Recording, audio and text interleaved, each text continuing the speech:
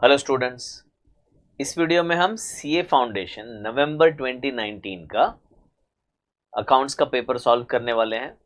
ये है question number 1A, जो आप जानते हैं ट्रू और फॉल्स का होता है। 6 क्वेश्चंस ऑफ 2 मार्क्स ईच, और ये काफ़ी इजी होता है और आपको इसमें 12 में से 12 सॉल्व मतलब मार्क्स लाने चाहिए। ट्रू और फॉल्स लिखना है और उसके साथ रीज़न भी लिखना है। अगर रीज़न नहीं लिखोगे तो हमें जो 2 मार्क की एक्सपेक्टेशन है वो नहीं मिलेंगे। आप देखिए, पहले ही से वर्ड में लिखा हुआ है स्टेट विथ रीजन, तो सिर्फ ट्रू या फॉल्स लिखा है तो आपको पूरे 2 मार्क नहीं मिलेंगे। रीजन का 1 मार्क है और ट्रू या फॉल्स का 1 मार्क है। चलिए सीखने की शुरुआत करते हैं। State with reason whether following statements are true और false. First, trade discount is a reduction granted by a supplier from the list price of the goods or services on business consideration for prompt payment। अब है ना, इसका answer आपको 2 या 3 maximum line में देना है, पूरा पैराग्राफ भर के नहीं लिखना है। नॉर्मली जब हमको आंसर आता है तो हम ज्यादा लिख लेते हैं, तो ऐसा नहीं करना है, तभी अपने आप को रिस्ट्रिक्ट करना है। तो ये आंसर है फॉल्स, क्योंकि ट्रेड डिस्काउंट प्रॉम्प्ट पेमेंट के लिए नहीं होता है, वो तो कैश डिस्काउंट होता है। तो इसका रीजन हम ये लिखेंगे, trade discount is granted to a regular customer, और if it is a bulk quantity discount, और it is the practice of that trade और industry to give such a discount. So the answer is false. Second, Messrs XYZ runs a Cafe Coffee Day, अभी तो बंद हो गया, तो उसके जैसा कैफे वो रन करते हैं। They renovated some of the old cabins and because of this renovation some space was made free and number of cabins were increased from 15 to 80। Total expenditure incurred was ₹30,000 and was treated as revenue expense. तो ये false है। False क्यों है मैं बताता हूं।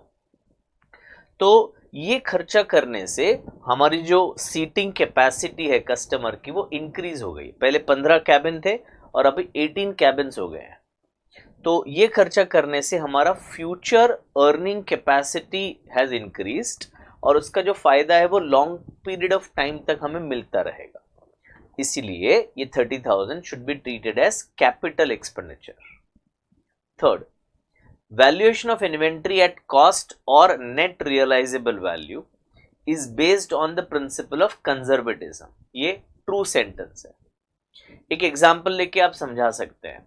से मेरा बिजनेस है कैलकुलेटर बेचने का, और ये कैलकुलेटर मैंने खरीदा था 250 में, तो 250 मेरा कॉस्ट है। इसको अगर मैं सेल करूंगा तो मुझे पता है कि मुझे 300 रुपए मिलेंगे, मतलब 50 रुपए का प्रॉफिट होने वाला है।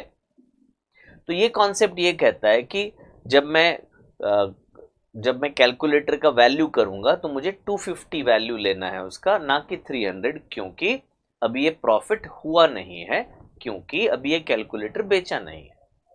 इसका रिवर्स, अगर 250 में कैल्सी खरीदा है, मान लो कैल्सी कहीं से टूट गया है, तो कस्टमर बोल रहा है अरे ये तो टूटा हुआ, ये हमको नहीं चाहिए। तो कोई कस्टमर अगर आ गया और हमें लग रहा है, ऐसे अंदाजा है कि ये 200 में तो मैं निकाल ही लूंगा, ज्यादा पे नहीं बेच पाऊंगा पर कम में मैं बेच पाऊंगा। तो अगर ये एक एस्टिमेट है कि मुझे 200 रुपए मिल जाएंगे, तो 250 नहीं वैल्यू करना है, फिर 200 वैल्यू करना है, नेट रियलाइजेबल वैल्यू और cost which ever is lower, which means indirectly हम अभी 50 रुपए का लॉस रिकॉर्ड कर रहे हैं। क्या 50 रुपए का लॉस हो गया है? ना, हुआ नहीं है, होगा। ऐसा एक्सपेक्टेशन है कि होगा, ऐसा लग रहा है कि होगा, क्योंकि टूटा हुआ है कैल्सी। तो कंजर्वेटिज्म का ये जो कॉन्सेप्ट है वो कहता है कि अगर नुकसान होने वाला है पता है तो आपको अभी रिकॉर्ड करना चाहिए, और अगर प्रॉफिट होने वाला है तो अभी रिकॉर्ड नहीं करना चाहिए जब तक होता नहीं। ठीक है। Fourth, in case of bills of exchange the drawer and the pair may not be the same, but in case of a promissory note the maker and the payer may be the same। तो ये false statement है, actually उल्टा है। तो promissory note क्या होता है? मैं प्रॉमिस कर रहा हूं मैं प्रॉमिस कर रहा हूं कि मैं आपको पैसे दूंगा, तो मैं अगर ड्रॉ कर रहा हूं प्रॉमिसरी नोट मैं लिख रहा हूं, तो मैं अपने आप को तो पैसे नहीं दे सकता हूं। पेई का मतलब होता है, पेई मतलब एंड में किसको पैसे मिलेंगे। तो बिल्स ऑफ एक्सचेंज में ड्रॉअर और पेई सेम हो सकता है। मैंने ड्रॉ किया बिल और मेरे को ही एंड में पैसे मिलेंगे अगर मैंने बिल रिटेन किया है, पर प्रॉमिसरी नोट में ऐसा नहीं होता है। Okay, fifth one, a partnership firm cannot own any asset. ये फॉल्स स्टेटमेंट है। पार्टनरशिप और पार्टनर्स ये डिस्टिंक्ट होते हैं, सेपरेट होते हैं। पार्टनरशिप फर्म का एक सेपरेट लीगल एग्जिस्टेंस होता है। तो अगर रजिस्टर्ड पार्टनरशिप फर्म है तो वो बेशक अपने नाम से कोई एसेट खरीद सकती है। Next, sixth, since the company has existence independent of its members, it continues to be in existence despite the death, insolvency और change of members। तो ये absolutely true statement है, somewhat related to fifth one, कि member और company ये दोनों अलग अलग व्यक्ति हैं, सेपरेट लीगल एंटिटी है। तो अगर कोई मेंबर का डेथ हो जाता है फिर भी company will continue, it has a perpetual existence.